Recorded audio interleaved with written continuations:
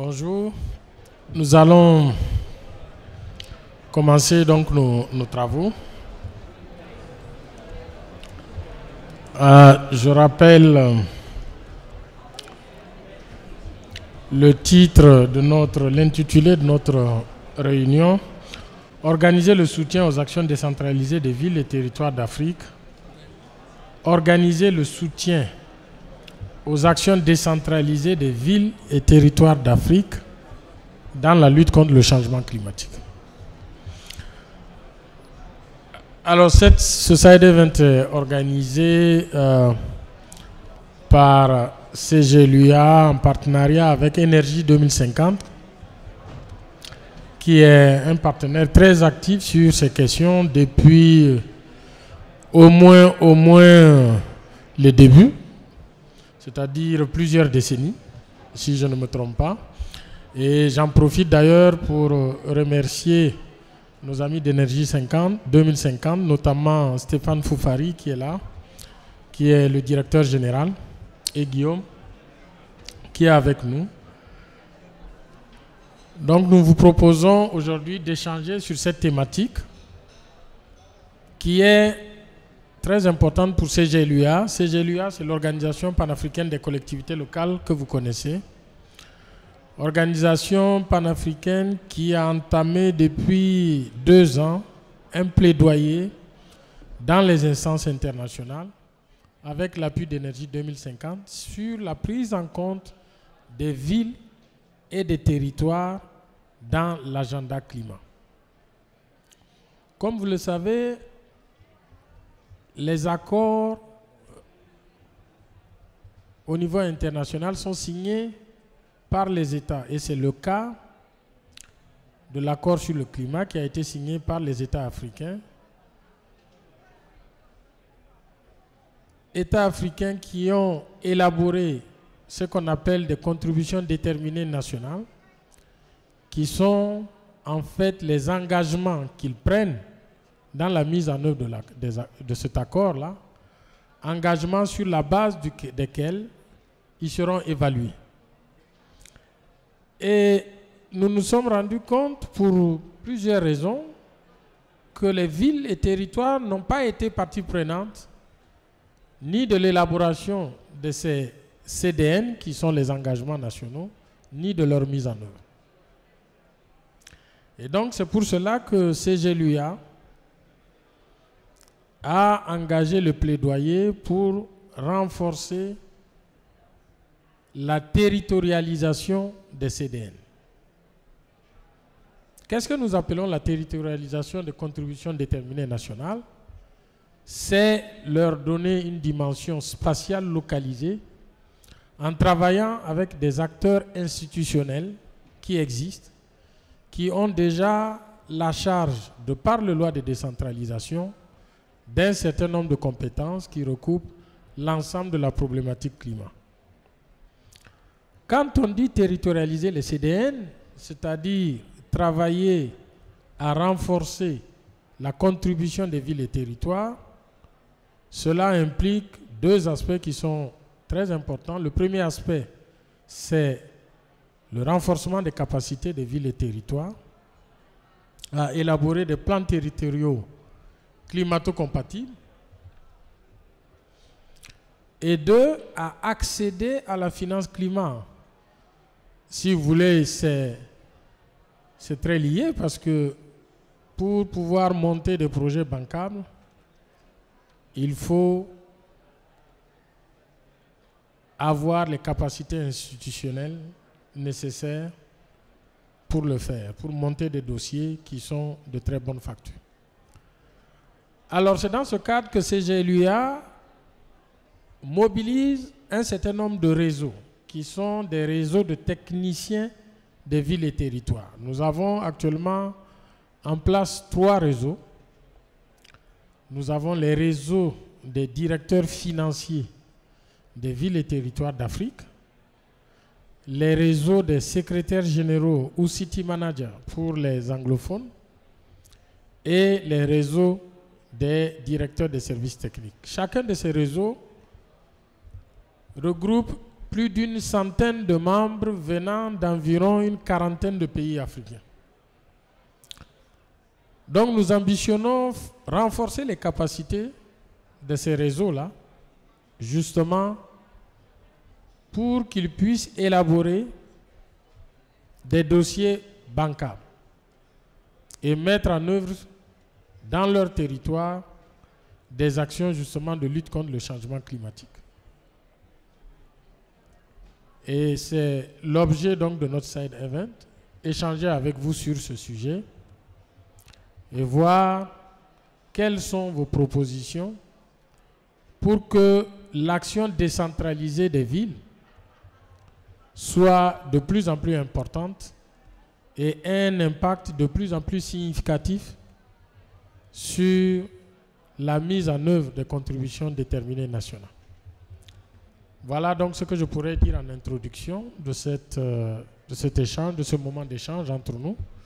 Je vais donner la parole à Stéphane dans un premier temps, qui va, au nom d'Énergie 2050, nous dire quelle est l'importance de ce thème pour son institution et comment est-ce qu'il voit, je dirais, la manière d'aborder cette problématique pour que nous ayons des villes les plus efficaces possibles dans leur contribution à l'atteinte des objectifs fixés dans les CDN. Stéphane, tu as la parole. Merci beaucoup François, et puis bonjour à tous. Il y a eu des petits problèmes d'agenda de pas mal de personnes. On devait avoir aussi, alors on aura probablement l'université de Marrakech, on aurait dû avoir aussi Alga, dont je pense que François reparlera, qui est l'université des gouvernements locaux mis en place par CGLU Afrique et d'autres structures. Mais visiblement, il y a eu des petits soucis entre Boula et ici, entre la zone Boula et ici, et vous savez combien c'est compliqué de se joindre à nous parfois ici. Ceci étant, je suis bien évidemment enchanté de vous avoir ici avec nous, et je dois vraiment retourner le remerciement et le compliment à CGLU Afrique, qui pour nous, très clairement, est un très gros partenaire. On est des petits partenaires par rapport à eux, et quand même on est excelle sur beaucoup de sujets en Afrique et ailleurs. Très clairement, CGLU Afrique, pour vous et pour nous, et vous le savez tous, vous qui êtes dans des collectivités africaines, c'est un partenaire fondamentalement important dans le cadre de la mise en œuvre de l'agenda politique qui est en train de se mettre en place ici à Bonn et ailleurs. Pourquoi? Parce que, il l'a dit très rapidement, François, vous êtes tous conscients que l'urbanisation à laquelle vous allez être confrontés est une urbanisation inédite dans l'histoire de l'humanité, inédite à la fois en termes de chiffres. Je pense que d'autres personnes auront l'occasion d'en parler. Vous allez passer d'environ 530 millions d'urbains à 2 milliards d'urbains en quelques décennies. Ça ne s'est jamais vu. Et deuxièmement, inédite aussi parce que dans le contexte africain, fort malheureusement, les villes sont peu ou pas suffisamment planifiées, peu ou pas suffisamment anticipées, avec des contraintes de populations vulnérables qui viennent s'agglomérer, des villes, pour reprendre le mot de Jean-Pierre Elombassi, qui est aussi un de mes mots, des villes subies. Donc vous voyez bien que la pression qui va être exercée sur vos territoires est juste colossale. Donc bien sûr qu'on a un agenda politique, bien sûr qu'on a un agenda de mise en œuvre, mais l'air de rien, on a aussi un agenda de l'urgence. Et ça, on a tendance un petit peu parfois ici, non pas à l'oublier, parce que je peux vous assurer que dans les négociations, on trempe dedans nous-mêmes depuis un certain temps, et très clairement, on est tous conscients de cet agenda. Mais l'agenda naturel de la mise en œuvre de l'agenda politique des négociations est long. Et, je vais être très clair, est inadapté aux problématiques des gouvernements locaux. Donc vous comprenez avec ce que je viens de dire, que très clairement, on est honoré, enchanté, enthousiasmé de pouvoir travailler aux côtés de CGLU Afrique sur ces sujets. Et la task force qu'on va mettre en place, qui est mise en place sous leadership de CGLU Afrique, on en reparlera dans les prochains jours et vraiment communiquer dans vos délégations pour être avec nous. La task force a vocation à accompagner les villes pour accéder à la finance climat. Quand je le dis comme ça paraît simple et romantique. Je peux vous assurer que c'est certainement la plus grosse boîte de Pandore qu'on ouvre pour les prochaines décennies. On est d'accord, François? Et donc ça, vous aurez Jean-Pierre Elombassi, le secrétaire général, qui sera à nos côtés quand on en parlera. Bien sûr, je serai là et d'autres personnes seront là. Donc tout ça pour vous dire qu'on est dans un agenda où on ne sous-estime pas les difficultés, mais aussi on ne sous-estime pas, et là, la bonne nouvelle, les opportunités d'agir. Parce que si on ne réussit pas la transition territoriale africaine, tout ce qu'on pourra mettre en œuvre au nord comme au sud n'a pas de sens. 2 milliards d'urbains, je vais vous le traduire en chiffres, 40 000 nouveaux habitants dans les villes africaines par jour. Vous prenez votre calculette, vous multipliez par des nombres de mètres carrés à construire, d'accord. Donc vous voyez bien que l'enjeu commence à être colossal. Alors ça veut dire quoi quand on parle de renforcement de capacité? Ça veut dire quoi quand on parle d'accompagner des villes et des territoires? Ça veut dire un énorme chantier. Un énorme chantier qui va au-delà des modalités de mise en œuvre habituelles, puisque aujourd'hui, on est souvent, et on a été souvent par le passé, en formant des formateurs, en formant des instituts, en accompagnement. Mais là, vous voyez bien qu'on doit changer de cabret. Et bien sûr qu'on compte sur CGLU Afrique pour porter cette voix, et on sera à leur côté dans un partenariat, en termes d'amitié aussi et de fidélité, mais aussi, il va falloir aller vite et mettre en œuvre des compétences nouvelles. Et ça, c'est quelque chose sur lequel je crois qu'aujourd'hui, dans mon introduction, dans mon propos liminaire, il ne faut pas qu'on l'oublie. On n'est pas en train de parler de... Bonjour, je vois que des autorités arrivent et c'est bien.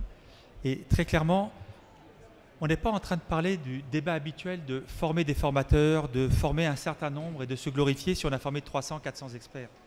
On doit faire une formation de masse. De masse, à la fois des autorités décisionnaires, pour qu'elles comprennent le lien entre ce qu'elles mettent en œuvre et ce qui se passe au niveau des gouvernements, parce que oui, à Bonn, on négocie avec les États partis, mais les États partis, François l'a rappelé, n'auront pas les moyens d'aller dans l'excellence et d'atteindre l'ambition des négociations. Donc il va falloir s'appuyer sur les gouvernements locaux. Et pour qu'ils s'appuient, il va falloir que tout le monde parle le même langage. Et quand on est ici dans le cadre de l'accord de Paris, on parle de transparence, on parle de MNV, de mesurer, reporter, vérifier. On parle d'indicateurs, on parle de dossiers bancables, on parle d'être en capacité de mesurer la performance des projets dans la durée. Et ça va demander un talent multi-acteur nouveau. Parce qu'on n'a pas besoin de simplement des leaders qui vont nous donner la voix, qu'ils soient locaux et ou nationaux. On va avoir besoin d'acteurs qui vont être en capacité de mettre en place des projets bancables. Et ça, au sein du groupe Afrique, je fais un clin d'œil aussi à d'autres amis avec lesquels on travaille, avec Céline Afo que vous connaissez, qui est le président du groupe Afrique ou d'autres, c'est un chantier colossal. On n'est pas simplement en train de faire du plaidoyer, on doit avoir une excellence d'acteurs capables de mettre en place des projets finançables qui travaillent à la fois sur l'adaptation et l'atténuation. En clair, qui réduisent la vulnérabilité des territoires. Sous la pression dont je viens de vous parler, pression en termes population, mais aussi en termes de conflits dans l'usage des ressources. Les villes africaines sont étalées, de fait sont en contradiction et en conflit avec la production alimentaire, avec la gestion de la ressource en eau, avec le besoin de l'accès à l'énergie et avec des nouveaux flux de transport, voire même de transport de matières supplémentaires. Donc vous voyez bien qu'on doit changer de cabret. Donc revenons à la formation. La formation, ce n'est pas un mot qu'on doit conjuguer comme d'habitude. On doit repenser pour opérationnaliser l'intégralité des acteurs dans la capacité à élaborer des projets et à les mettre en œuvre aujourd'hui au plus près de l'action. Et ça, vous voyez bien que le chantier dont on va parler aujourd'hui, c'est un chantier colossal qui va demander l'attention de tous les décideurs, tant dans l'accompagnement et dans les opportunités d'agir. Alors les 3 réseaux qu'a cités François sont évidemment des réseaux pour nous extrêmement importants. On a eu le privilège d'être à côté d'eux modestement dans la première réunion des directeurs des services techniques des villes africaines à Abidjan. Et je peux vous assurer que quand on a parlé climat à tous ces décideurs, tous ces chefs d'orchestre, un directeur d'un service technique d'une ville africaine, qu'elle soit de petite ou moyenne taille ou de grosse taille, c'est quelqu'un de puissant. Mais s'il lui-même n'a pas pris en compte toute l'intégralité de la composante, de rendre climato-compatible toutes les décisions d'investissement de sa ville, toutes les décisions d'organisation, de planification et de mise en œuvre de ces projets sur un territoire. Vous voyez bien, et là je vais employer un gros mot, que tous, vous et nous, créons des effets de verrou. Et je veux que vraiment, autant les autorités qui sont là que vous, acteurs de la mise en œuvre, on ait bien conscience de ça. Aujourd'hui, mal construire un bâtiment, c'est créer un besoin en froid ou en chaud pour des décennies. Ce qui fait que dans des pays contraints déjà par l'accès à l'énergie, par du délestage, des réseaux insuffisants, des problèmes de production, vous voyez bien que là, j'ai une double peine. J'ai la peine de ma propre vulnérabilité d'aujourd'hui et j'ai la peine de demain parce que j'ai un boulet à gérer. Et ce boulet que je vais gérer, il va me créer des inégalités d'accès à l'énergie, puisque souvent ceux qui pourront payer du froid et ou du chaud selon les pays, eh bien évidemment, ce ne sera pas obligatoirement la population la plus fragile qui est déjà soumise aux aléas de la vulnérabilité. Donc vous voyez bien que l'enjeu. Deuxième exemple, pour vous montrer l'importance de cette formation et de cette mise en œuvre qui doit être tout de suite, malgré l'agenda des négociations, on pourrait en parler après, qui va demander un certain temps, puisque nous-mêmes on travaille sur les négociations, mais il y a un temps d'élasticité. Je prends l'exemple de l'aménagement urbain. Là, on n'est plus dans 25 ou 50 ans. Un bâtiment, si je me trompe, c'est 25 ou 50 ans avant de re-questionner sa rénovation. Sachant qu'aujourd'hui, on n'en est pas encore là dans les pays dits, alors je mets entre guillemets, je m'excuse de ce mot parce que je ne l'aime pas, dits en développement, mais néanmoins, vous êtes sous une pression urbaine qui fait que vous n'arriverez pas à gérer les vagues successives de construction. Et maintenant, parlons d'un aménagement urbain. Je ne fais pas le bon aménagement urbain, le bon choix d'organisation spatiale de mon territoire à un moment donné. Là, je suis dans un verrou de 50 à 75 ans, voire plus. Donc là, vous voyez bien la double peine. Je crée des boulets de transport, je crée des boulets de pollution, je crée des boulets de congestion économique, alors que je peux, lorsque j'ai l'opportunité de planifier un territoire, anticiper ces boulets. Et là, vous voyez bien que je suis dans un autre échiquier. Mais si je n'ai pas accès à la connaissance pratique de la mise en œuvre, si je n'ai pas accès au bon réseau pour le partage des bonnes pratiques, pas des pratiques à l'ancienne, où je dis ça a marché, mais non, ça a marché dans quel contexte, avec quelle méthode, avec quels indicateurs qui doivent être consistants avec ceux de mon pays, pour qu'eux-mêmes, quand ils déclinent leurs contributions déterminées au niveau national, ils la mettent en œuvre au niveau local avec les mêmes mots, ce que j'appelle les mêmes dénominateurs communs. Là, vous voyez bien que tout ça, on doit l'organiser. Alors, je m'arrête là pour ce premier propos. François va distribuer la parole et on y reviendra, vous aurez des questions, bien sûr. Mais vous voyez bien que là, on est en train de parler d'un sujet particulièrement sérieux, particulièrement nouveau. Je m'excuse, ça fait moi aussi 30 ans que je donne de la formation, mais particulièrement nouveau, parce qu'on doit le faire dans un autre cadre. Un cadre de la mise en œuvre immédiate, pour que les effets évitent ces effets de verrou et contribuent par les gouvernements locaux à soutenir l'ambition et les contributions des États. C'est ce que j'appelle la complicité positive. On n'est pas dans un agenda les uns et les autres, non. Vous êtes aussi des élus. Ils sont aussi des élus. Vous travaillez tous au service du bien public pour le pays. Donc, approchez la même méthode pour que chacun soit complice de l'ambition nationale, qu'elle puisse tenir ses objectifs et que les gouvernements locaux puissent apporter le bien-être aux populations qui les ont élus. Voilà. Je m'arrête là à ce niveau-là, mais vous comprenez bien que le sujet, pour nous, Énergie 1050, il est central. Et puis c'est pour ça qu'on est aux côtés de nos amis de CGLU Afrique, parce qu'évidemment, il y a une complicité de vue tout à fait naturelle. Merci beaucoup. Merci beaucoup, Stéphane. J'aimerais profiter de l'occasion pour souhaiter la bienvenue au maire de Cotonou, Seigneur L'Enfant, qui est avec nous, et le ministre Edou, aussi. En tout cas, bienvenue. Alors, j'aimerais juste, avant de passer la parole à Guillaume probablement, rappeler deux aspects importants que Stéphane a abordés.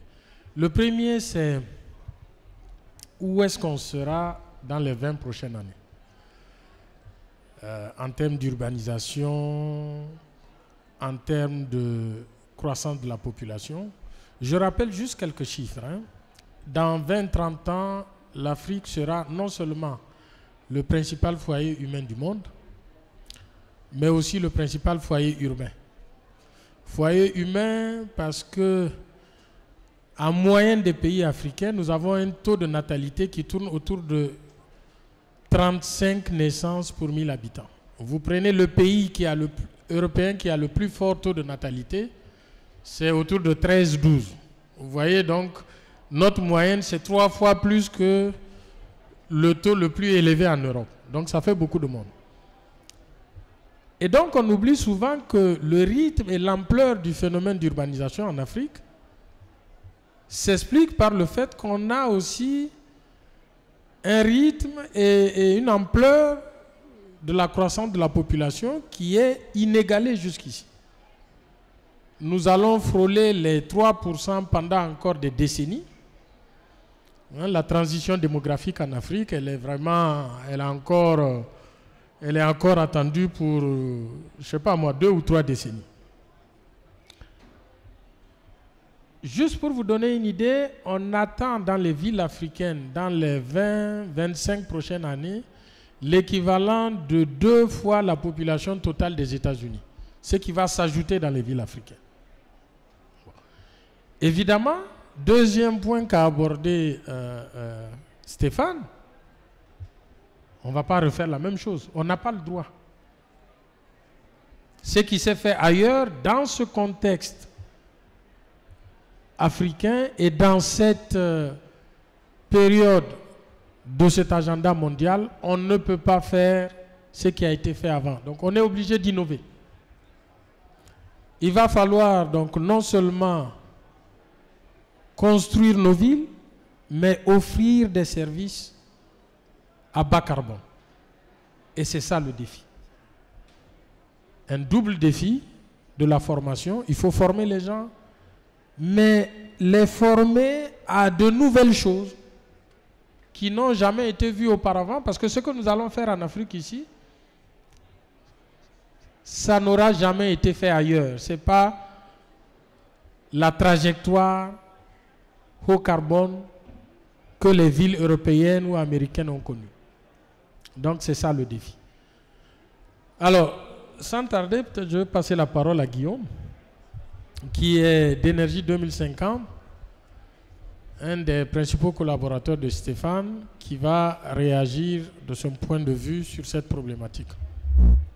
Oui, merci François. Bonjour à tous. Donc Guillaume Delaboulay, le responsable programme de l'association Énergie 2050. Est-ce que vous m'entendez là? J'ai l'impression que ça... Oui, c'est bon. Alors, juste pour faire plutôt court, parce que sinon je vais être amené à répéter, mais aussi répéter ce qui a été un peu dit pour que ça soit bien intégré. Aujourd'hui, selon notre point de vue, le rôle des villes et des gouvernements locaux en Afrique dans la mise en œuvre des CDN, il est finalement naturel. En tout cas, sur le papier, il est naturel. Pour plusieurs raisons. Alors, on a rappelé la croissance sans précédent dans l'histoire de l'humanité. Il faut bien l'enregistrer. Des villes en Afrique, on a entendu les chiffres, 40 000 nouveaux urbains par jour, et on s'imagine les pressions économiques, sociales, environnementales qu'il y a derrière. Ça n'a jamais été fait. Donc il y a un premier point que j'aimerais souligner ici, c'est que c'est avant tout, quand on parle des enjeux de la territorialisation des CDN en Afrique, c'est un enjeu avant tout de développement urbain et de développement local africain qui soit climato-compatible. Donc ça, c'est un des premiers points que je souhaitais souligner. La deuxième point, pourquoi les villes sont critiques, c'est comme partout dans le monde, les villes, ça rassemble l'essentiel des ressources, ça rassemble l'essentiel des activités économiques et en cela, ça rassemble aussi l'essentiel des consommations, de l'énergie, des ressources, etc. Et en parallèle, ça rassemble aussi l'essentiel des vulnérabilités. On sait que dans les villes aujourd'hui du continent africain, la multiplication et l'étalement urbain via des habitations informelles, ça engendre des risques, ça augmente la vulnérabilité au climat. Et c'est ce genre de risque auquel il faut essayer de répondre. Et la troisième chose qui fait qu'aujourd'hui les villes africaines, la mise en œuvre des CDN passera et passe déjà par une mise en œuvre au niveau des territoires, c'est qu'aujourd'hui on a une approche qui est sans précédent peut-être dans l'histoire des négociations climat. Cette approche ascendante qui a été matérialisée par les CDN, elle favorise de toute façon, elle doit favoriser l'implication des territoires. Mais pour cela, les territoires, à leur niveau, doivent aussi s'impliquer de manière volontaire avec des langages communs, comme parlait Stéphane, dans la mise en œuvre de ces CDN. Donc, si vous voulez, j'en profite également pour faire une petite annonce, parce qu'on a rédigé avec CGLUA, donc CGLUA Énergie 2050, on a élaboré un rapport sur la territorialisation des CDN en Afrique, qui va être publié là pendant la COP, en français et en anglais. Et si vous voulez, on a travaillé sur 5 aspects de la territorialisation. Parce qu'on parle souvent de la finance climat, donc la finance climat, c'est clair, c'est un aspect. Au même titre que le renforcement de capacité et que le transfert technologique. Aujourd'hui, on sait que face à tous les besoins auxquels font face, toutes les pressions auxquelles font face les villes africaines, on a un énorme besoin de ressources, ne serait-ce que pour le développement et encore plus, peut-être pour un développement qui soit climato-compatible, même si ça peut être discuté. Mais avant de parler d'accès au financement, ce qui est la question pour tout le monde, on doit se demander est-ce que ces villes-là, elles ont des projets qui soient finançables. Et les projets qui soient finançables, pour avoir ces projets-là, il faut un certain nombre de critères et un gros travail qui doit être mis en œuvre. Donc nous, on a travaillé dans le cadre de ce rapport sur un aspect, c'est l'aspect gouvernance. Et au-delà de l'aspect gouvernance, on sait qu'il y a des choses qui vont bien, qui vont mal, mais aujourd'hui, il y a une gouvernance qui est globalement, alors je dis bien globalement, c'est sans prendre d'exemple et c'est vraiment de façon de parler au niveau du continent, qui n'est pas adaptée aux pressions auxquelles font face les villes et qui n'est pas adaptée peut-être aux enjeux du climat. Donc renforcer la gouvernance, et ça veut dire aussi renforcer la coordination verticale et horizontale, c'est-à-dire avoir une approche qui soit cross-sectorielle et une approche coordonnée avec les autorités nationales, régionales. C'est pour ça que je disais qu'il faut s'inscrire dans la démarche CDN, parce qu'aujourd'hui c'est une vraie opportunité aussi pour les villes d'avoir accès à des ressources et de s'inscrire dans une démarche nationale. La deuxième chose, c'est de dire, pour que ça marche, il faut la participation et l'implication de l'ensemble des acteurs. On n'arrivera pas à mettre en œuvre une politique climat-développement dans les villes, et ça c'est même au-delà de l'Afrique, sans une participation de tout le monde et sans une sensibilisation de tous les acteurs, parce qu'aujourd'hui je pense que les enjeux climat ne sont pas forcément compris par tout le monde, y compris dans les services qui sont au centre de ces enjeux. On parlait tout à l'heure des services techniques. Ces acteurs-là doivent être sensibilisés, doivent bénéficier d'un renforcement de capacité, d'où l'intérêt de ces formations. Ensuite, ils doivent pouvoir mettre en œuvre des politiques intégrées, développement, qui intègrent cette question climatique. La question climatique, c'est pas juste on va faire des panneaux solaires. La question climatique, c'est vraiment de redéfinir quel développement je veux pour mon territoire et quel modèle je veux implanter pour mon territoire. Et si on se pose cette question-là, on n'est déjà plus dans l'opposition en se disant bon, ça va me coûter parce que je veux protéger l'environnement, ça va coûter à mon développement. On est vraiment dans une redéfinition du développement pour éviter les effets de verrou et pour bénéficier de toutes les opportunités offertes finalement par ces négociations climat et offertes par les négociations qui ont lieu actuellement. Et le quatrième point avant la finance climat, c'est de mettre en place des démarches qui répondent aux objectifs du MRV, c'est-à-dire de la mesure, du reporting et de la vérification. Sans cela, sans la transparence des projets qui doivent être mis en œuvre, les villes africaines n'auront pas accès à cette finance climat. Donc c'est un peu tous ces aspects-là qui ont été traités, je ne vais pas m'étendre. On aura l'occasion d'en discuter dans cet événement et dans les autres qu'on organise. Et qui sont traités dans ce rapport. Ce rapport, ce n'est pas un rapport où on dit quoi faire, mais c'est vraiment un rapport d'invitation à l'action, de réflexion, dire quel type de démarche doit mettre en œuvre une ville, un territoire doit mettre en œuvre pour participer à la mise en œuvre des CDN et aussi rehausser le niveau d'ambition. Alors je ne parle pas peut-être d'atténuation, on sait que l'Afrique, pour l'instant en tout cas, a une part très faible, mais au moins de rehausser l'ambition au niveau de développement bas carbone et d'adaptation par rapport au niveau national, parce que les villes ont quand même une connaissance spécifique du territoire qui leur permettent de connaître les mesures à mettre en œuvre. Voilà, c'est un peu l'apport que je voulais faire, qui est un peu redondant, désolé avec vos interventions, mais c'était important de le souligner. Merci Guillaume. Pas si redondant que ça, parce que je pense que le point de l'ouvrage qui va être publié ici est très important, et ça permet effectivement aux villes et aux territoires africains d'avoir un outil technique qui leur permet justement d'avancer concrètement dans la contribution au CDN. Maintenant, je vais donner la parole à M. Sehoué, qui est directeur des services techniques de Boycon au Bénin, qui va nous dire comment ces questions climatiques sont abordées chez eux et surtout quels sont les besoins de renforcement de capacité que vous avez identifiés au premier abord comme ça. Merci. Merci, monsieur.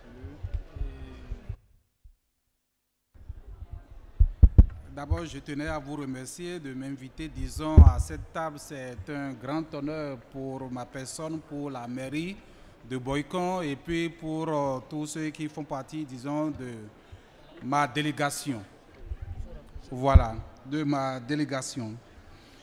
Alors, avant peut-être, disons, de répondre, disons, à votre préoccupation, puisque vous aviez quand même posé une problématique et vous avez voulu savoir comment est-ce que, disons, les contributions déterminées nationales pouvaient se faire au niveau localement, des propositions beaucoup plus concrètes. Mais j'aimerais, disons, dire qu'il faut partir peut-être, disons, de ce que nous avions l'habitude de faire dans d'autres domaines.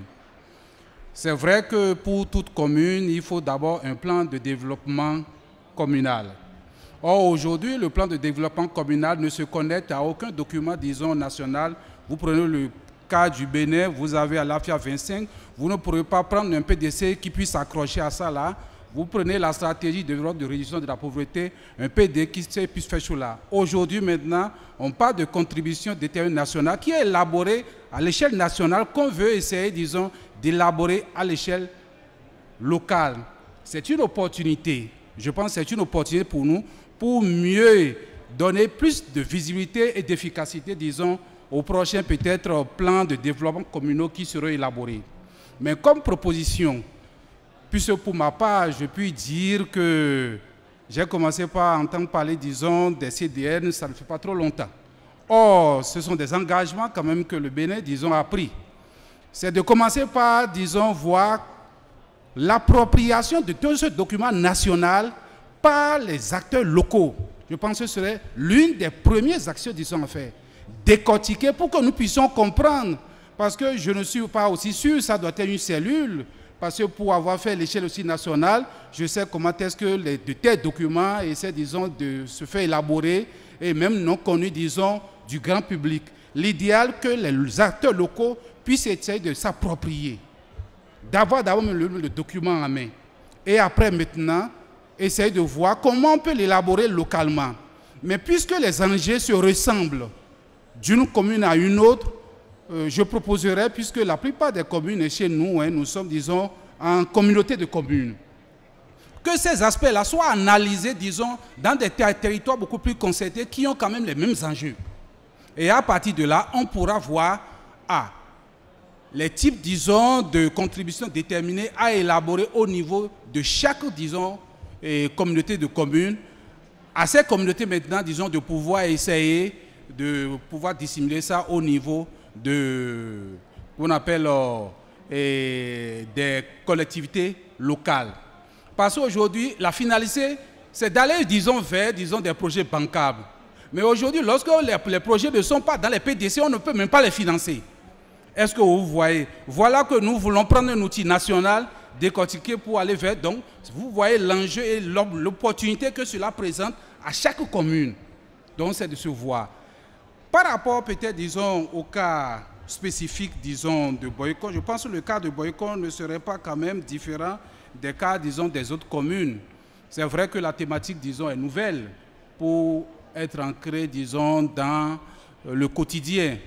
Mais Boycon, quand même, a eu la chance de se retrouver dans la communauté de communes du Zou, qui bénéficie, disons, du plan, du projet, disons, de planification énergétique financé par l'Union européenne. Et là, c'est toute une démarche pour que dans la planification annuelle, pluriannuelle et même quotidienne, que ces aspects-là puissent être intégrés. Et ça se fait actuellement. Et là, on se rabat beaucoup plus, disons, sur les planificateurs pour essayer, disons, d'agir. Mais puisque ce sont des thématiques beaucoup plus transversales, on essaie quand même d'associer tout le monde. Et là, cela demande à ce que les curricula quand même soient revus. Parce que même un ingénieur en génie civil n'est pas capable, disons, d'appréhender toutes les notions liées au climat. Vous prenez par exemple un gestionnaire de projet n'est pas appelé à pouvoir apprécier, disons, donc il y a quand même la formation, le renforcement des capacités que vous avez démarré, qui est quand même une bonne chose, mais qui pourrait essayer et voir aussi les consultants. Parce que l'idéal aussi, c'est d'avoir, disons, un nombre restreint capable de dissimuler ces informations-là au niveau de choses-là. Et là, ce serait beaucoup plus important. Si au Bénin, on peut avoir une dizaine ou une douzaine de consultants capables, disons, de faire approprier, disons, ces mathématiques, ce serait encore beaucoup plus efficace. Et là, ça pourra rester, mais pas des consultants internationaux, mais des consultants, disons, internationaux, mais des consultants, disons, nationaux, pour essayer, pour que la compétence puisse rester, afin que, si on a besoin de pouvoir de certaines informations, c'est que ce serait beaucoup plus propre. Et en termes, disons, de propositions aussi, je souhaiterais que, c'est vrai, dans notre politique nationale de déconcentration et de décentralisation, qui est en voie, disons, d'actualisation et qui doit déboucher sur le développement au niveau départemental pour avoir un document, que ces aspects commencent par faire choix. Donc, je pense que sur le plan institutionnel, il faudra que chaque pays aussi puisse réfléchir sur comment intégrer tous ces aspects-là. Parce que vous avez un document qui est élaboré, mais qui ne se retrouve pas dans ces documents. Ce serait aussi difficile aux communes aussi de les intégrer. Or, ce sont les autorités du terrain qui donnent, disons, le cachet pour que, disons, les documents que nous donnons. Et aussi, il faut voir, est-ce que ce serait sanctionné par, disons, des actes réglementaires? Parce que pour que ça puisse s'imposer, disons, aux collectivités locales, il faudrait quand même qu'il y ait un truc, disons, de force de loi pour qu'une autorité qui met en place, par exemple, une contribution déterminée, disons, au niveau de sa localité, lorsque, disons, le maire n'est plus là, il faut reprendre. Je pense que si c'est légiféré ou bien sanctionné par des documents réglementaires, ce serait encore très important et ça pourra s'appliquer pour la durée pour laquelle, disons, le document. Donc voilà mes premières impressions, mes premières propositions par rapport, disons, au sujet que vous avez mis sur la table. Merci beaucoup. Merci beaucoup, M. Chehoué. Merci beaucoup. Je crois qu'on a tous suivi l'intervention de M. Chehoué qui aborde la question sous deux angles. Dans un premier temps, l'angle de l'expertise. Alors, vous dites, il faut penser bien sûr à l'expertise interne, mais il ne faut pas oublier l'expertise externe, c'est-à-dire des consultants qui peuvent appuyer les collectivités locales à élaborer des plans territoriaux climato-compatibles. Donc ça, c'est un point qui est important, effectivement, sur lequel il va falloir qu'on s'organise, parce que ce n'est pas la même organisation que de renforcer des capacités en interne, que de s'organiser aussi pour renforcer aussi bien les capacités en interne que l'expertise qui peut être mobilisée par les collectivités territoriales. Vous avez aussi attiré notre attention sur un aspect important qui est celui de la réglementation. C'est vrai qu'aujourd'hui, quand on regarde les différents documents qui sont réglementaires, par exemple les textes de la décentralisation, on a dans la plupart des pays ce qu'on appelle les PDC, les plans de développement communaux. Pour le moment, les plans climat au niveau local ne se retrouvent pas dans cette législation-là. Et ça, effectivement, ça pourrait être une faiblesse, aussi bien dans l'élaboration que dans la mise en œuvre, parce que si au premier événement, le plan peut être mis de côté ou oublié, alors que ça a mobilisé beaucoup d'énergie, beaucoup de ressources humaines et financières, ce serait vraiment dommage. Stéphane, après avoir entendu ça, toi qui as travaillé dans le cadre de l'élaboration de CDN au niveau national, qu'est-ce que tu en penses? Qu'est-ce que ça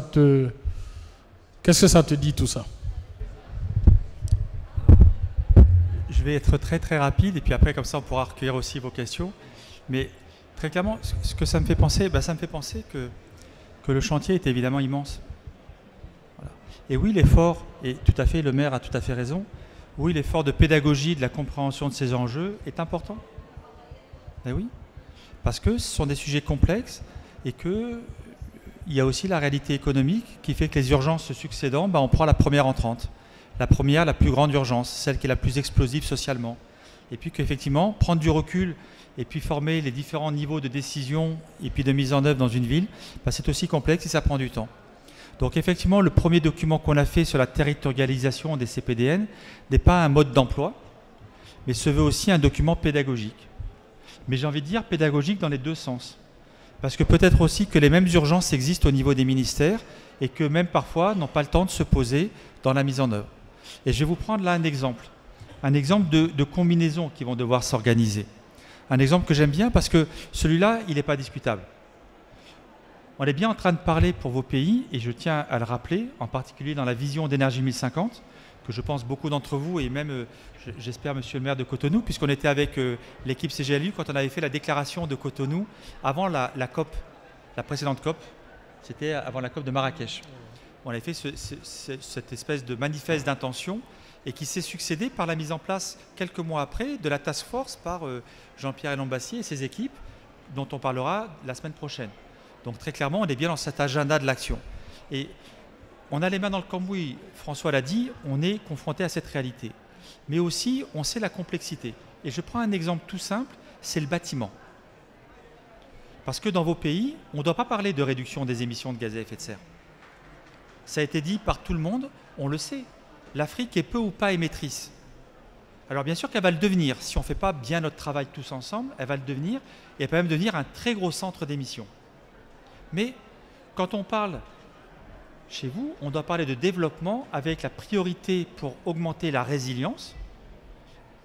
Donc travailler sur l'adaptation avec des co-bénéfices en termes d'atténuation. Et là justement, ce qui est important que vous, les décideurs, vous prenez bien en compte dans votre agenda, c'est que vous pouvez parler d'atténuation en travaillant sur le développement et sur l'adaptation. Et je vais vous en donner 2 exemples. Le bâtiment, que j'ai déjà cité tout à l'heure. Ben moi, je suis désolé, quand je suis en Afrique, je parle de bâtiment en termes d'adaptation. Alors vous allez me dire, il est fou? Ben non, pas du tout. Je crois que je sais ce que je dis. Non. Pourquoi? Parce que ce bâtiment qui va être mal conçu, ce bâtiment qui n'est pas bien dimensionné pour vos climats, tropicaux, humides, secs ou autres, on l'a dit tout à l'heure, c'est un boulet énergétique. Et ça veut donc dire qu'il y a des gens qui vont payer la facture. Et c'est aussi un boulet en termes d'inconfort. Il y a des gens qui vivent dedans. Et on a plein d'exemples dans vos pays, qu'on connaît bien parce qu'on y passe notre vie et qu'on l'aime, c'est que très clairement, l'inconfort fait que les gens vivent dehors. C'est qu'il n'y a plus le lien social, c'est qu'il y a une désorganisation du réseau tel qu'il était avant dans vos villes. Donc ce bâtiment crée plein de problèmes d'adaptation. Alors que si on a le même bâtiment qui est juste simplement mieux conçu, pas obligatoirement avec des coûts énormes, et je vais donner un exemple, et bien là on est en train de créer un mieux vivre. Et en faisant ça, et ben on réduit le besoin en énergie. On réduit l'impact sur le délestage. On réduit le coût énergétique de la facture nationale. Et vous voyez bien que là, je suis bien en train de parler d'adaptation, avec des co-bénéfices, dont parlait tout à l'heure Guillaume, en termes d'atténuation. Et là, je suis bien dans votre stratégie nationale, qui est le développement pour vos populations. Et ça, quand on le dit comme ça devient intéressant. Deuxième chose, l'accès aux énergies renouvelables, par exemple. Ben oui, ça doit être une priorité. Mais ce n'est pas une priorité qui se réduit simplement à transférer de la technologie. C'est une priorité qui doit se mettre en musique dans vos territoires et au niveau national. Parce qu'il y a encore beaucoup de fantasmes sur cette technologie. Je vais vous donner un chiffre. Nos amis de la Mauritanie, je ne sais pas s'il y en a dans la salle, est-ce qu'ils savent eux-mêmes qu'ils ont déjà 30% d'énergie renouvelable dans leur mix énergétique national? Et que dans les prochaines années, ils vont passer à 50%. Est-ce que c'est parce qu'ils sont mieux que vous ou que nous? Mais non. Ils ont plus de ratio de performance, de pénétration des énergies renouvelables, parce que tout bêtement, économiquement parlant, c'est déjà des solutions qui sont plus intéressantes que des énergies fossiles subventionnées. Vous voyez bien qu'il y a une révolution de concept. Et ça, si vous, les leaders nationaux et territoriaux, on ne vous aide pas à en prendre compte, non pas que vous êtes mauvais, mais pas du tout. Vous êtes dans une trajectoire où c'est une révolution de pensée. Nous, on doit être juste des agitateurs de pensée, c'est vous les décideurs. Et là, je vais revenir maintenant au bâtiment et à l'énergie. On parle tous de performance énergétique dans le bâtiment. Combien de pays africains ont mis en place des réglementations thermiques chez eux qui peuvent se décliner au niveau local? On les compte sur les doigts de la main. Et ça, c'est du coût zéro pour un gouvernement. C'est juste d'organiser les acteurs, de donner des opportunités de formation ensuite à tous ces acteurs pour mettre en place de la performance énergétique dans l'environnement construit. Vous voyez, donc, ces 2 questions provocantes que je prends, je peux les traiter en termes d'adaptation. Aujourd'hui, on a la Tunisie qui a une réglementation thermique du bâtiment, l'Afrique du Sud qui a un code déjà avancé, certains pays plutôt anglophones qui commencent à y travailler, le Sénégal qui tente de mettre en place depuis plusieurs années une réglementation, mais dans vos pays, il n'y en a pas. Donc vous voyez bien que là, de simples prescriptions non économiques, mais qui vont réorganiser les actions des différents acteurs sous le leadership des gouvernements locaux, puisque c'est eux qui donnent le permis de construire. Mais si on ne leur donne pas un cahier des charges qu'ils vont suivre, qui peut être, et là je vais dans le sens des États du groupe Afrique, qui ne doit pas être tout de suite extrêmement ambitieux. On n'a pas à avoir des prescriptions tellement complexes que personne ne pourra les mettre en œuvre.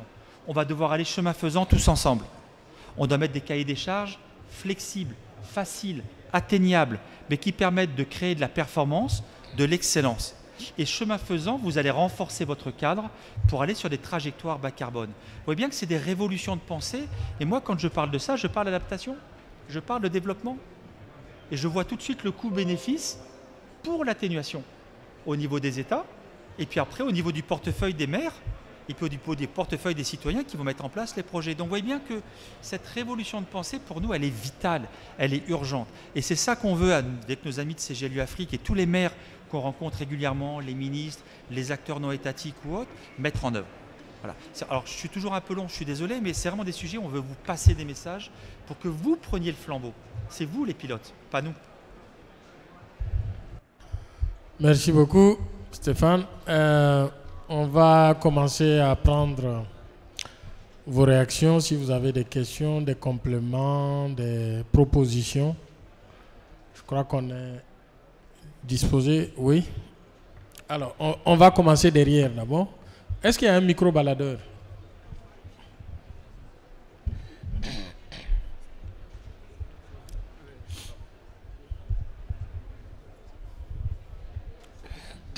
Ok, je suis Jean Jaurès Kadjo de la Côte d'Ivoire.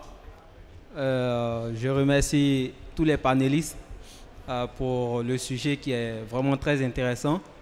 Et j'ai aussi écouté les interventions du maire. Je suis arrivé un peu en retard, donc je n'ai pas pris les noms. Voilà. Et vraiment, ça me réjouit qu'on parle d'énergie et qu'on parle aussi des processus d'atténuation et d'adaptation. Mais il faut dire que nous vivons une réalité en Afrique et il ne faut pas se voiler la face. Le modérateur, il en a brossé. Il faudrait qu'on se dise la vérité sur ce que c'est que l'éducation relative à l'environnement et au développement durable. Voilà. Parce que tous ces concepts que nous sommes ici en train de développer, quelque part dans des régions reculées, il y a même des maires qui ne sont pas informés, même s'ils sont informés, mais qui ne connaissent pas la profondeur de ces concepts. Voilà, donc avant tout, il faut procéder à une éducation à la citoyenneté planétaire. Et là, je profite en même temps de l'occasion et je tends la main en tant qu'organisation non gouvernementale, en tant qu'organisation de la société civile, aux autres pays. Nous sommes en Côte d'Ivoire et nous voulons aussi étendre nos activités dans toute la zone de l'Afrique de l'Ouest, au Bénin, au Togo et ainsi de suite. Voilà, pour dire qu'il faut développer cet aspect, l'éducation relative à l'environnement et au développement durable. C'est la base. Nous sommes inscrits dans le réseau qui est l'AECP, l'Alliance à l'éducation et à la citoyenneté planétaire, et nous développons beaucoup d'activités au pays, c'est-à-dire en Côte d'Ivoire, et nous aimerions bien travailler avec vous quant au renforcement des capacités des maires et aussi au projet de développement, au projet bancable. Je vous remercie. Merci beaucoup. Oui. Nous allons faire le tour. Bonjour. Donc, je suis Babacar Silla et je suis le point focal de la CNTS, la Confédération nationale des travailleurs du Sénégal. Donc, point focal de cette confédération syndicale sur l'environnement et les changements climatiques. Et je suis également le président du Comité national des jeunes travailleurs des collectivités territoriales du Sénégal. Avant tout, j'aimerais féliciter l'ONG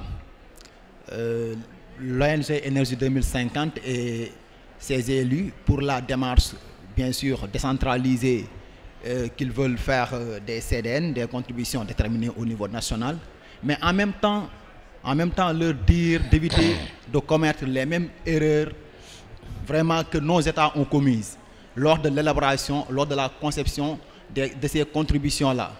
Parce que vraiment, si vous continuez dans cette démarche institutionnelle-là, vous risquez de tomber dans cette même erreur. Tout simplement parce que, d'accord, la pensée qui nous regroupe ici, donc lors des COP, doit rester globale, mais que les actions quand même soient locales. Et pour que ces actions puissent être des actions efficaces localement, il faut que les populations à la base puissent être impliquées. Je veux dire les OCB, les organisations communautaires de base. Parce que aussi, quoi qu'on puisse dire, les collectivités locales restent des démembrements des États. Et que le défi climatique ne peut pas être réduit à une affaire exclusive des États. Ça, c'est clair. Donc, il faut que les populations à la base puissent être impliquées. Il faut cette démarche inclusive-là. Et là-dessus, les syndicats donc des travailleurs des collectivités locales sont là. Mais également, il y a un autre relais très intéressant qui semble être les OCB. En même temps, vous mettez l'accent sur les directions des services techniques. Mais la réalité, en tout cas, qui s'offre au Sénégal, c'est que l'environnement, qui est paradoxalement une des compétences transférées, une de nos 9 domaines de compétences transférées, n'est pas bien prise en compte dans la politique, dans nos politiques municipales. Je m'explique. À part la ville de Dakar, vous ne verrez pas une autre collectivité locale qui a au sein de son organigramme quand même une direction du développement durable ou bien une direction de la planification. L'environnement reste une subdivision qui est logée au niveau des services techniques, ce qui ne garantit pas quand même une efficacité de l'action. Et vraiment parlant des bâtiments dont le camarade vient de parler, de l'efficacité en tout cas du rapport bâtiment et énergie, là aussi il y a une carence en formation et sensibilisation qui se pose. Et le paradoxe est que c'est nous-mêmes, collectivités locales, qui délivrons les autorisations de construire. Faites une petite promenade sur la VDN de Dakar. Vous verrez que presque tous les bâtiments sont construits avec des vitres. Ce qui veut dire quoi? Ce qui veut dire que de 8h à 17h, les climatisations quand même sont allumées. Ce qui,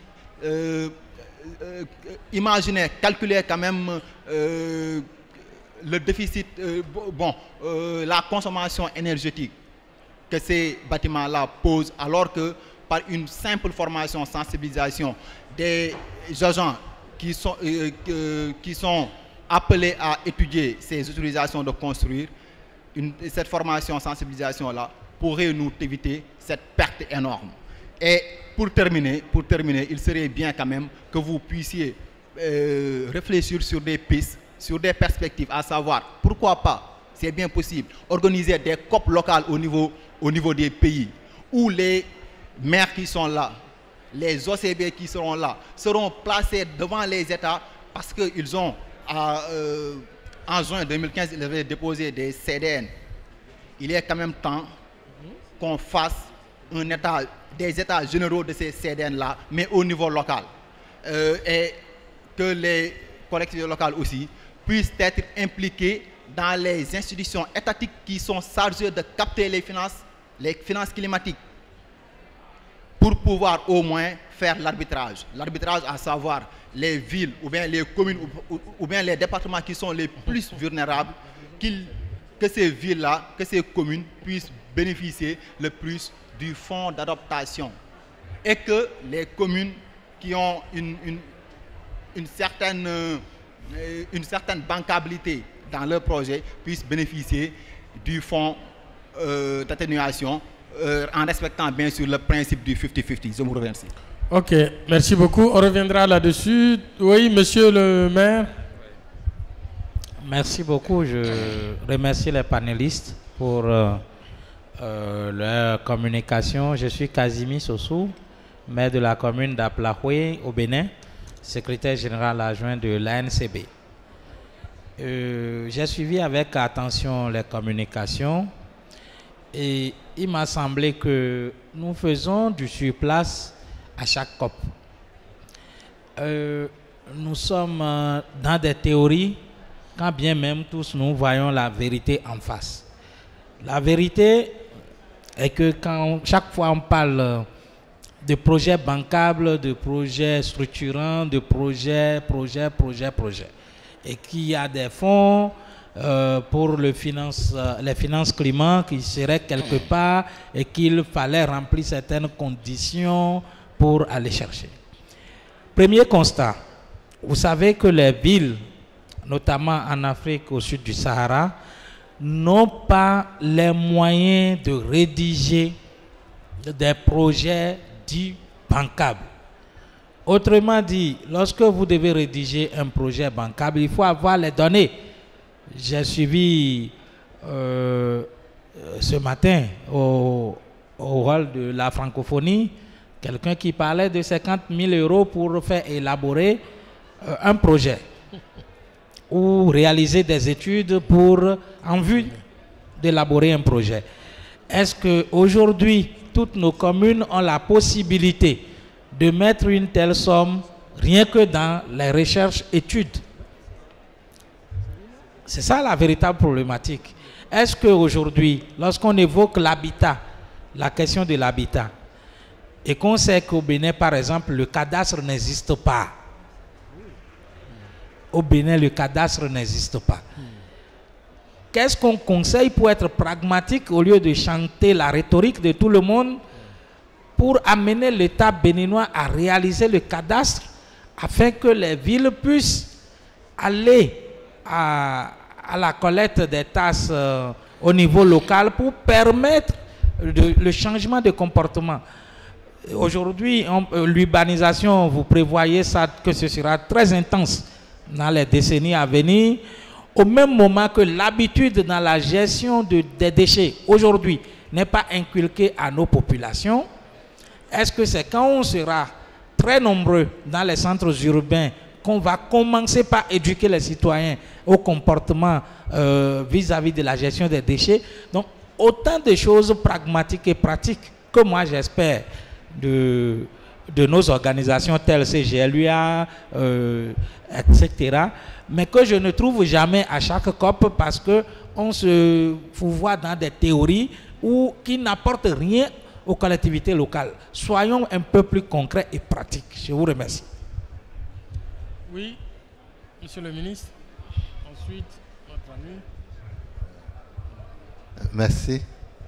Je voudrais d'abord remercier la CGLU pour ses efforts constants et tous les acteurs. Et tout en étant d'accord par rapport à tout ce qui a été dit, je voudrais appeler notre attention sur un fait. Nous, Africains, on a un problème. C'est comme si nous n'existons pas en dehors de nouveaux projets ou bien en dehors de nouveaux fonds qui arrivent. Ça, je voudrais appeler notre attention. Soyons nous-mêmes et intégrons les nouvelles réalités dans ce que nous faisons chaque jour. D'abord, ça veut dire que nous-mêmes, nous sommes convaincus de ce que nous voulons faire. Ce n'est pas à cause d'une question de financement que je vais commencer par réfléchir sur comment verdir mon plan de développement. Ce n'est pas ça. Donc, quand le regard est sur le financement à obtenir, on fausse tout. On pense que c'est les projets-là qui vont venir résoudre le problème. Non, ça là, nous allons nous tromper. C'est ça, on a fait tout le temps, le développement, on n'arrive pas à l'avoir. Avec ce que nous avons aujourd'hui, tel que nous sommes aujourd'hui, quels sont les petits pas que nous pouvons commencer par faire sur le terrain et qui pourront nous permettre de voir un progrès. Moi, je félicite le maire de Cotonou qui s'est engagé pour que dans le prochain budget, qu'il y ait un volet qui commence par voir comment les actes qui sont posés quotidiennement, comment on prend en compte la question des changements climatiques. C'est ça d'abord. Si on commence par faire ça, les autres aspects seront réglés également. Parce que c'est les villes, c'est les communes qui vivent la gestion quotidienne de ces questions liées au changement climatique. Donc c'est pour cela que les communes ont un grand rôle à jouer. Et je vais finir en disant que si on prend le cas dans beaucoup de villes et de communes africaines, il y a un dispositif qui est là. Le dispositif, c'est que la mise en œuvre de la politique nationale est coordonnée et harmonisée au niveau des préfectures, comme au niveau des gouvernorats, ou bien au niveau des régions, selon nos différents pays. C'est là d'abord que les contributions déterminées au niveau national doivent être déjà organisées et revues avec les communes sur un territoire donné pour voir un peu comment on commence par prendre en compte un certain nombre d'éléments déjà à partir de nos budgets. C'est comme si nous attendons, c'est un fonds qui va venir et c'est le fonds qui va faire que nous allons résoudre les problèmes climatiques qui se posent. Je vous en prie, je ne suis pas contre les financements, mais je souhaite que nous nous prenions déjà en compte. Et je suis d'accord par rapport à ce que le maire d'Aplahoué a dit, ça je ne suis pas là-dessus, mais que nous-mêmes, nous commençons par voir les choses. Les États africains sont seulement arrêtés à la décentralisation politique et administrative. Elle n'est pas encore opérationnelle. J'ai quitté le ministère de la décentralisation. Dès que je suis dans un autre ministère, je me suis rendu compte que c'est ceux qui sont au ministère de la décentralisation là-bas qui comprennent ce qui se passe. Tout le reste, ils ne savent pas ce que ça veut dire. Je vous remercie. Merci beaucoup. Monsieur le ministre, oui. Merci beaucoup. Et moi, le sujet m'intéresse à double titre. Est-ce que vous pouvez vous présenter? C'est toujours pour tout le moi. monde. Mon nom c'est Blalogoué Parfait. Je suis enseignant-chercheur à l'Université Polytechnique d'Abomey. Je travaille également à la mairie de Cotonou, aux côtés du maire.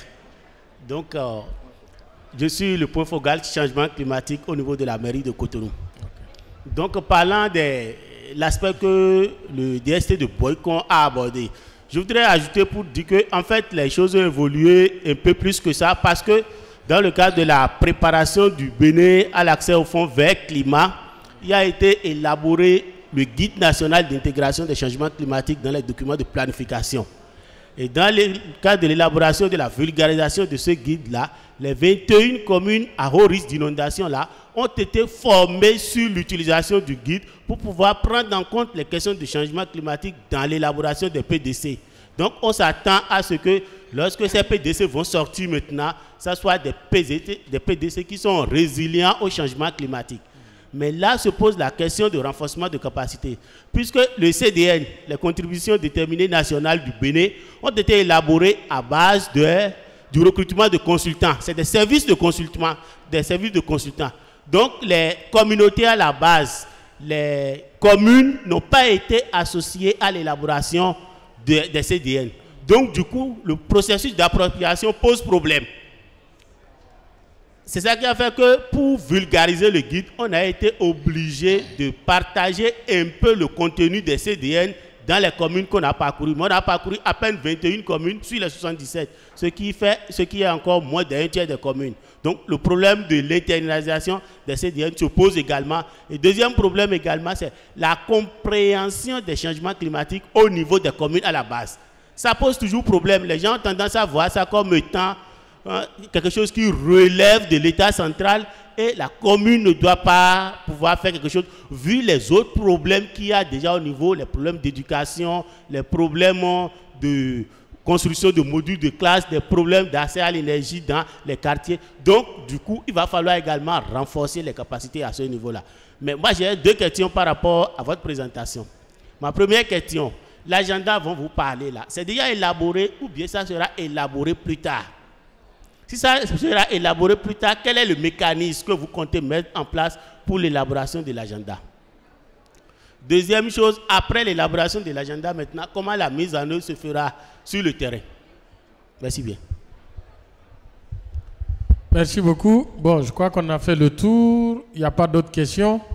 Alors, on va faire le tour de ta... Oui? Bon, rapidement, oui. Il nous reste moins de 10 minutes. Oui.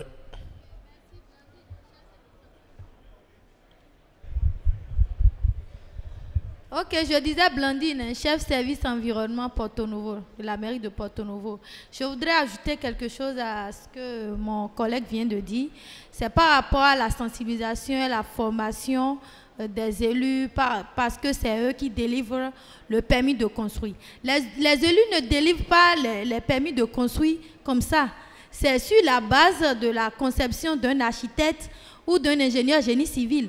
Donc, moi, je voudrais juste ajouter que la sensibilisation par rapport au changement climatique et autres doivent être faites à l'endroit des architectes qui font déjà la conception à la base et des ingénieurs. C'est ce que je voulais ajouter. Merci. Okay. Merci beaucoup. On va faire le tour de la table ici. Guillaume? Alors, comme il nous reste très peu de temps, je ne vais pas prendre beaucoup de temps parce que je pense que voilà, ça sera dit de toute façon par Stéphane. Évidemment, alors on parlait tout à l'heure de la capacité des villes à mettre en œuvre une politique climat. C'est clair, nous on l'a rappelé, aujourd'hui les villes africaines font face à des pressions qui sont sans précédent. Donc on ne dit pas qu'on a la solution. Si je prends l'exemple du rapport, c'est évidemment des pistes d'action pour essayer d'intégrer cette contrainte climatique. Et le deuxième aspect, et ça Stéphane l'a rappelé, on ne cherche pas ici à apporter une solution miracle. On veut juste apporter une piste de réflexion, un agitateur de pensée, comme l'a dit Stéphane, pour que dans les domaines de compétences et dans la mesure, dans les limites des capacités techniques financières qui sont disponibles au niveau des villes, la contrainte climatique soit intégrée et que l'approche CDN qui a été faite, avec ses défauts, ses qualités, devienne un atout pour le développement des villes. C'est surtout sur ça que je voulais appuyer. Et je vais laisser mes collègues finir le... Merci beaucoup, Monsieur Sehoué. Oh non, je ne saurais dire autre chose. Je pense que toutes les interventions sont allées peut-être, disons, pour renforcer davantage ce que j'avais dit, en fonction, disons, des réalités béninoises, et qui, peut dire, se généralisent. Et comme l'a dit Monsieur le ministre, c'est vrai, les financements, qu'il faut effectivement voir par rapport à nos réalités, comment est-ce qu'on peut commencer par agir pour que le changement climatique, l'atténuation, l'adaptation quand même soit une réalité. Et maintenant, sur des exemples de bâtiments, même de routes, de toutes les infrastructures que nous apportons à la communauté, comment faudra-t-il faire pour réduire sensiblement, disons, cette consommation, disons, d'énergie qui ne serait pas quand même un handicap, disons, pour le développement. Donc voilà. Et peut-être pour finir, je dirais tout simplement que les contributions déterminées au niveau local seraient une chance. Et pour les contributions déterminées au niveau national, pour quelles raisons? Ce sont des engagements que les pays ont pris. Et en prenant des engagements, ils se sont dit, ok, je n'ai pas d'emprise sur tous les acteurs, je ne maîtrise pas et autres. Peut-être que les contributions au niveau local, ces engagements, peut-être des engagements beaucoup plus forts que ceux qui étaient pris, si bien qu'à l'échéance, on pourrait essayer, disons, d'atteindre, mais en tout cas d'aller même au-delà des attentes. Donc, les contributions au niveau local doivent en tout cas représenter une chance de réussite, disons, dans les engagements futurs. Donc voilà ce qu'on pourrait essayer, disons, de dire. Merci beaucoup, Stéphane. Je vais être très court mais on aura l'occasion de se voir. Vous savez qu'on est là jusqu'au 18. Et je pense qu'il y a encore plein d'opportunités. D'ailleurs, avec CGLU, je vous invite vraiment à nous suivre, à venir. Les prochains événements, on monte en graduation évidemment dans l'information. Et la semaine prochaine, on a 3 événements très importants voilà, sur ces sujets-là, avec des témoignages de maires, Jean-Pierre Lombassi, et sur la task force et autres sujets. Stéphane, oui, juste pour dire que le programme est sur notre site internet. Voilà. Pour que les gens puissent donc le programme est sur le site et n'hésitez pas à prendre les papiers pour avoir les codes barres pour accéder très rapidement. Je vais être très court. Je pense qu'il ne faut pas confondre les agendas. J'entends tout ce qui a été dit. Je pense très sincèrement que c'est exactement ce qu'on est en train de dire. Écoutez bien, lisez bien. Aujourd'hui, on sait tous très bien que c'est négocié par les États parties. Lisez le guide des négociations, lisez tous les documents techniques que nous produisons. Tout le monde le sait. Mais il faut faire le plaidoyer dans la bonne enceinte du plaidoyer. Attention, tout l'agenda aujourd'hui ne se négocie pas en désordre. Je suis malheureusement confronté tout le temps à ce besoin de pédagogie dans tous les réseaux que j'anime, ou dans lesquels je contribue, les gens ne parlent pas du bon agenda. Là, on parle au contraire, et vous devriez plutôt vous en féliciter, de comment renforcer les moyens d'agir des gouvernements locaux. Mais pour autant, nous n'avons pas la baguette magique, et ce n'est pas parce qu'on va travailler au renforcement de capacité à la mise en œuvre des gouvernements locaux qu'on va réduire l'agenda global des négociations. Ne nous faites pas un procès qui n'est pas un procès. CGLU et Énergie 2050 mettent en place une stratégie, et CGLU depuis des années avec vous tous que vous connaissez. Nous, par rapport à d'autres acteurs avec qui on travaille à essayer d'organiser au mieux ce jeu d'acteurs. Le processus aujourd'hui est une unique opportunité pour tous les acteurs concernés d'avancer sur un agenda de l'action. Ça ne veut pas dire que la solution va tomber, ça ne veut pas dire qu'il y aura beaucoup plus d'argent, ça veut dire tout simplement qu'aujourd'hui, il va falloir réorganiser les jeux d'acteurs pour que tout ce que les uns et les autres font aille dans le même sens. Donc bien sûr qu'il y a un problème de planification, bien sûr qu'il y a un problème de formation, bien sûr qu'il y a un problème de gouvernance, mais c'est des problèmes de toute éternité qu'on doit essayer d'alléger par rapport à des nouveaux moyens autour d'un travail conjoint. Le processus de l'accord de Paris est basé sur les contributions des États. Et les États sont confrontés maintenant à la maison à la réalité de la mise en œuvre. Et on a notre ami de la BOAD et d'autres, et c'est exactement le même discours. Comment on va accompagner ce multi-acteur pour la mise en œuvre? C'est un chantier colossal. Donc attention à l'ambition et à parler hors des enceintes. Là, on parle à des acteurs non étatiques qui doivent s'organiser pour venir compléter l'action des États et aux États de réaliser et de mieux encore organiser les moyens d'agir des villes. Et l'exemple que vous citiez est un très bon exemple. Le Sénégal, Dakar. Mais qu'est-ce qu'on va faire de la ville de taille intermédiaire qui aujourd'hui fait 50 000 habitants et qui dans 5 ans, 10 ans sera 150 000 habitants? Ben moi, cette ville, elle me préoccupe autant que Dakar ou que Cotonou. Et tous les grands dirigeants africains sont concernés par cette réalité. Et donc, on n'a pas pensé qu'à équiper les grandes métropoles, qui effectivement ont des moyens. On a déjà eu des échanges, on connaît la ville de Dakar, on bosse avec. Il y a le C40, il y a des grands moyens, il y a des prêts. Mais oui, mais la ville qui va être en banlieue de Cotonou, qui demain va être une ville grande aussi, ben cette ville-là, on doit la considérer avec la même attention. Donc oui, on va devoir mieux organiser les moyens d'agir. Et oui, on va devoir mieux faire des projets. Mais alors là, je vais vous donner une solution qui est vraiment une clé. Et après, j'arrête. Il n'y aura pas assez d'argent pour tout le monde. C'est une réalité, les amis. Donc quand on parle de faire un meilleur projet pour une ville, je ne suis pas en train de dire qu'il y a un chèque derrière, je ne le crois pas. Il y en aura des chèques. Et on le sait tous, et je serais vraiment ravi de mieux en discuter avec tous les acteurs qui ont les mains dans le cambouis, en particulier les anciens ministres, qui ont vu cette complexité de l'accès au financement. Parce que si c'était juste de dire le bon mot, mais ce serait une bonne nouvelle. Mais par contre, quand vous faites un bon projet territorial, c'est un bon projet territorial. Et ça, je suis désolé, c'est ça la réalité. Et quand moi je travaille avec un maire, quand je travaille avec CGLU, et qu'on fait des bons projets territoriaux, c'est des bons projets qui doivent être pour la ville et qui, chemin faisant, vont pour le pays. Et dans l'autre sens, c'est pareil. C'est ça notre message. J'ai pas de baguette magique. Si je l'avais, je vous assure, je l'offre à l'Afrique. Je veux dire, je suis peut-être plus africain que beaucoup d'Africains, je l'offre à l'Afrique. Mais elle n'existe pas. Donc, cette compétence qu'on veut mieux organiser, c'est une compétence pour que les villes agissent mieux. Qu'elles soient climato-compatibles, ça a été dit tout à l'heure. C'est tout. Et ça, c'est un chantier qui est une révolution. Voilà. Et notre rapport et nos travaux, la gouvernance politique de CGLU, notre expertise technique, ce n'est que de meilleurs moyens d'agir par rapport à des situations complexes. Et oui, d'autres questions viennent s'ajouter. La décentralisation, la capacité fiduciaire, le moyen de mesurer, de mettre en œuvre, les besoins donnés, je crois que quelqu'un l'a dit. Mais bien sûr, mais qui peut dire l'inverse? Mais attention, ne nous trompons pas d'agenda. On est dans un agenda de la mise en œuvre sur le local qui doit être combiné avec l'agenda de la mise en œuvre politique au niveau national. C'est tout. C'est l'opportunité de l'accord de Paris, qui est d'ailleurs à la base de la genèse d'Énergie 2050, puisque bien avant qu'il existe, on travaillait sur ces sphères ascendantes et descendantes. Mais au-delà de ça, attention, c'est vous qui tenez la baguette magique. Et plus les projets seront robustes, plus même vos mécanismes nationaux, que vous ne devez pas sous-estimer. Vous êtes des États souverains avec des moyens. Et vos gouvernements ont aussi cette capacité d'agir. C'est ce qu'on appelle la partie inconditionnelle de vos contributions déterminées au niveau national. Vous voyez, donc, plaidons pour de la modestie, ne nous trompons pas d'agenda. On est juste là pour aider, pour faire que ça aille mieux.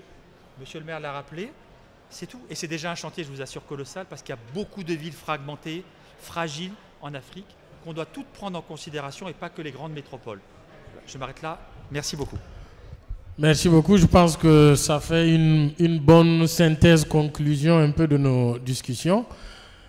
Je vais vous remercier tout en espérant vous retrouver le 14 novembre de 11h à 12h30. Va se passer ici la réunion de la Task Force pour l'accès des villes et territoires au Fonds climat. À cette réunion, il y aura la Banque africaine de développement, la Banque ouest africaine de développement, CGLUA Énergie 2050 bien sûr, puis des institutions marocaines, africaines, le principal négociateur africain sur le climat et d'autres institutions pour justement discuter de cette problématique importante. Merci à tous et bonne fin d'après-midi.